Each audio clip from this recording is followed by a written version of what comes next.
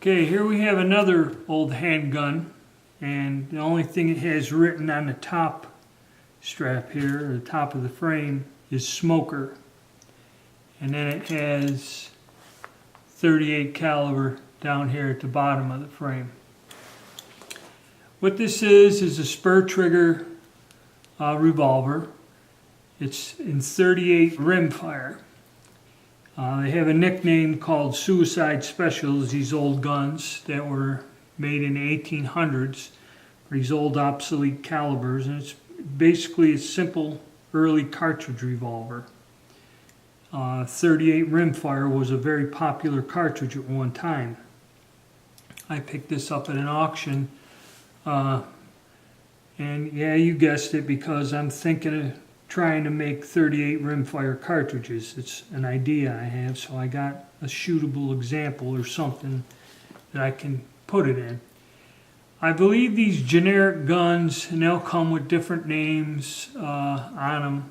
I've had a couple other, when I was working on a collection, selling a collection for someone years ago, I did a bunch of videos on Smith & Wesson lemon squeezers, and there were a couple of these 38 rimfire spur trigger style pistols in there. And some of these you can find pretty much in mint condition. This one's a little beat up, but the bore's good, and the action's fairly tight. Not super tight, but the lockup in that is good.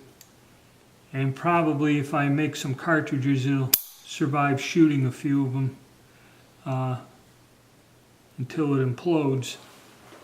They're basically the Sears and Roebuck catalog guns. The reason they call them Suicide Specials is the material and the quality of the metal wasn't good. These things will, if you do have ammunition to shoot in them, eventually will shoot loose and wear out real quick. They're not quite like a modern gun. They're very simple, very basic. This one's a little bit better. It locks. The cylinder don't rotate when it isn't cocked. Not much to them. You press this thing here, pull this pin out, and your cylinder comes loose. Very plain, very simple gun.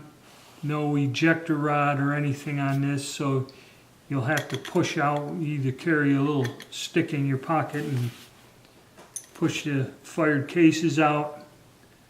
But basically they were designed, and you just slide the rod back in and there we go. They were designed just to be fired 6 times and tossed away.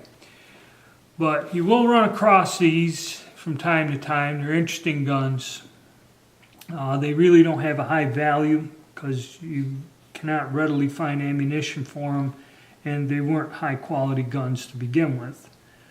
But something interesting, something I may come up and try to make some ammunition for and fool around with a little bit later. But another little interesting gun that I added to the collection, and maybe we'll see it in another video getting shot.